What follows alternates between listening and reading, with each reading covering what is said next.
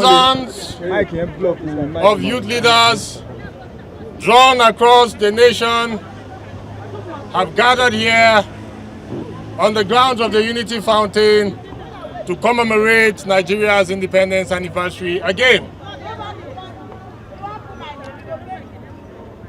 And I am here as the president of all the youth of Nigeria and the middle-aged citizens of Nigeria to deliver this address, which is a rallying cry, a clarion call, and a call to nation building on the over 120 million Nigerian youth and middle-aged citizens. Great Nigerian youth and middle-aged citizens. Great. 64 years ago, the founding patriarchs of our dear nation, Nigeria, fought for the liberation, freedom, and emancipation of our country, Nigeria, from the claws and jaws of the colonial masters, betting our independence as a sovereign state and nation. 64 years after, it is on us as heroes present to fight for the collective forward voyage, development, advancement, and economic growth of our country, Nigeria. Today, we stand as patriots of our dear country, Nigeria, to celebrate the independence of our great country. A country with hope and a country with great potentials. Today, we have come as a signaling point to see to it that we can harness our boundless potentials of the Nigerian youth, partnering with the government and all other stakeholders in moving this country forward. Great Nigerian youth and middle-aged citizens. It is no strange fact that in the last 1 year as a nation, we have been plagued with challenges occasioned by the withdrawal of fuel subsidy and the floating of the Nigerian naira. But I dare say, and these are empirical facts, that we have been through our darkest and deepest pains. It is now time for us to sit together and harness our collective gains and move the country forward. This is not a time for us as a people to be distracted.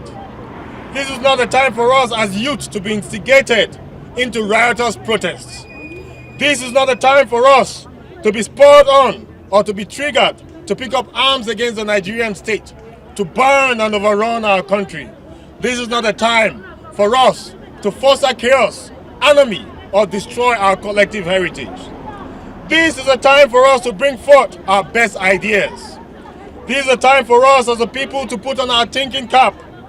This is a time for us to be more inventive and to put on our innovative best as a people, partnering with Mr. President to move this country, Nigeria, forward.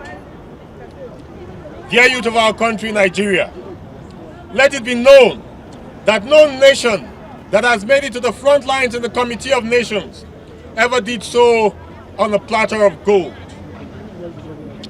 They once passed through their own tethering stages and phases, and they face challenges like we now do. And I dare say, with optimism and looking at those who have gone before, that as they did it, so shall we also blaze the trail. We shall also pick up the gauntlet. We shall also overcome our challenges. But more importantly, it is on all of us as a collective to see it as a task that we will move this country, Nigeria, forward.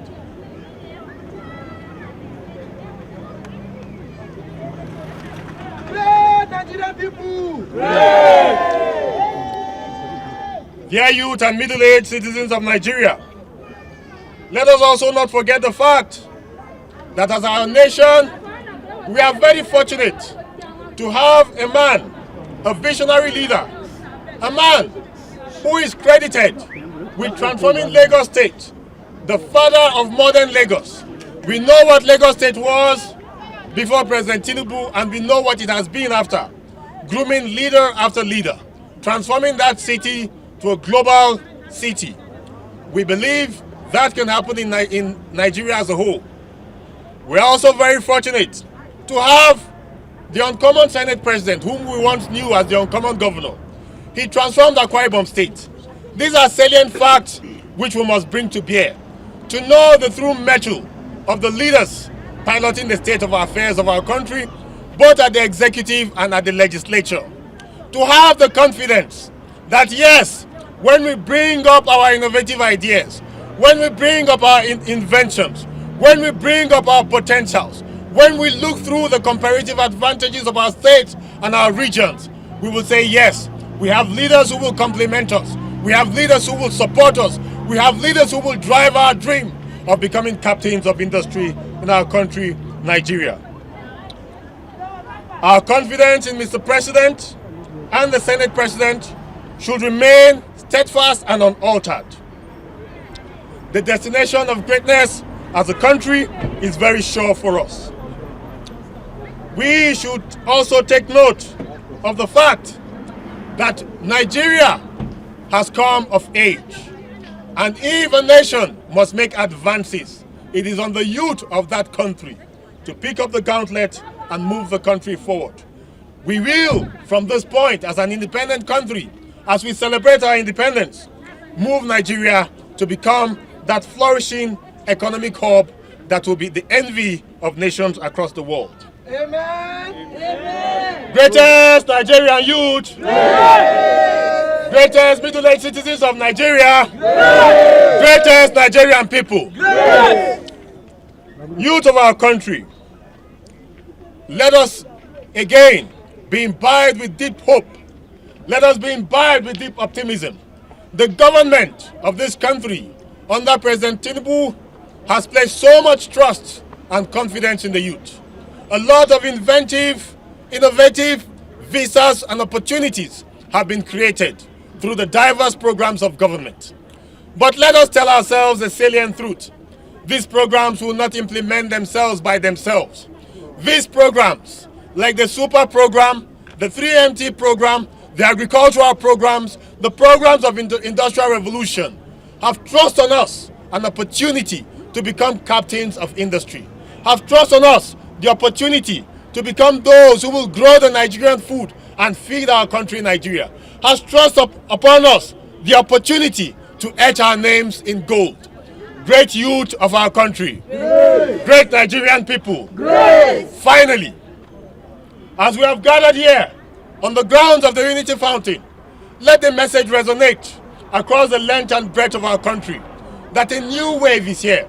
We have been through the deepest pains. It is now to rise to the greatest gains. It is now time for us to build together. Whatever we have endured this far should not be eroded, should not be swept away by the enemies of our country who want to stir up anarchy. This is a sure path for us, that rising from here, we will be moving around the country to consult with youth and middle-aged citizens across the zones, to understand again the challenges and to proffer solutions to these challenges, to see again how our country can be enlivened, how industries can sprout up in the north, in the south, in the east and the west. Finally, my brothers and sisters, let the clarion call of national unity resound amongst us all. Our enemy is not the Hausa man. Our enemy is not the Igbo man. Our enemy is not the Yoruba man. Our enemies are the bandits. Our enemy is unemployment. Our enemy is terrorism. Let us put our hands and heads together. Let us partner with Mr. President and the institutions of government. And together, we shall move this great country to the front lines in the Committee of Nations as a truly politically, democratically, economic and developmentally independent country. God bless Nigeria. Greatest Nigerian people! Every Nigerian, starting from Mr. President to the entire cabinet, it's the 64th anniversary, independent anniversary of Nigeria. So we should be glad that the country is moving forward and we are progressing.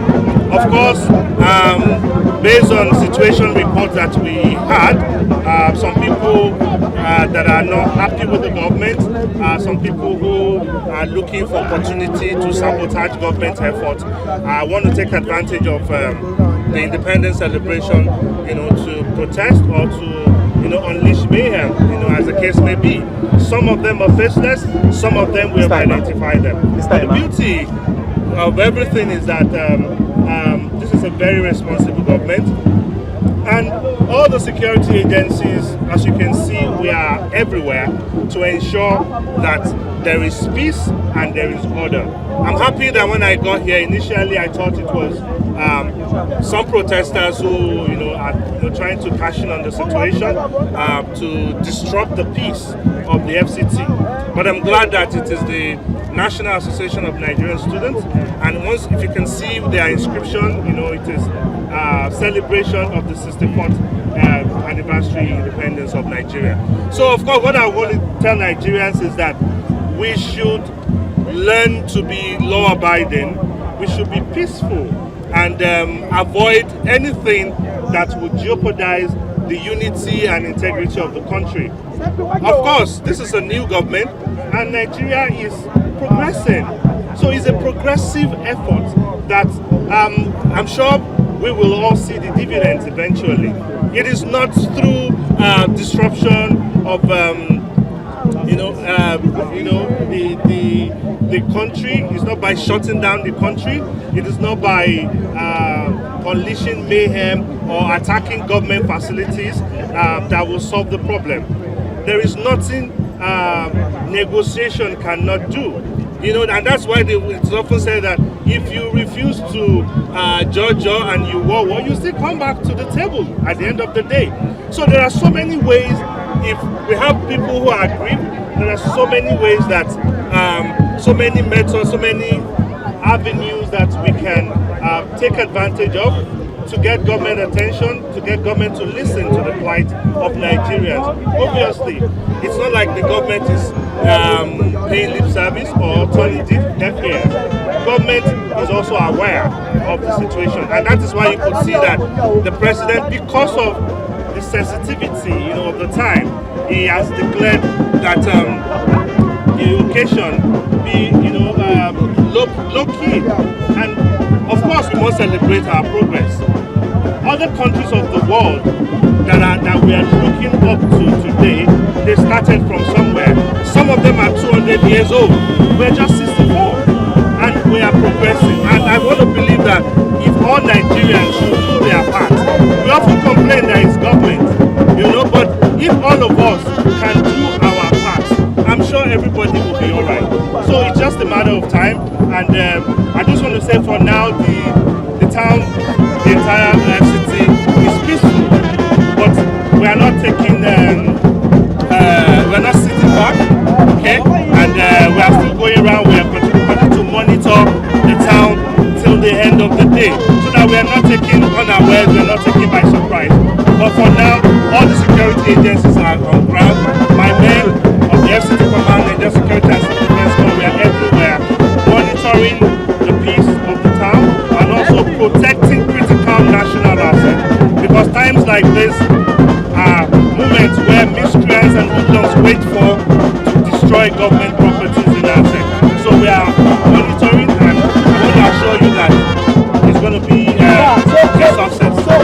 So far, No, we have not made any arrests so far. So far, what we are seeing is just we noticed some pockets of individuals at the stadium at some point, but the way they went about it, they were still peaceful. But we were able to control them and monitor them properly until they were able to leave the stadium venue. So for now, on my own part, we have not made any arrests, but we're still monitoring. If the situation warrants any arrest, especially when it's tending towards criminal activity, we will not hesitate to do so.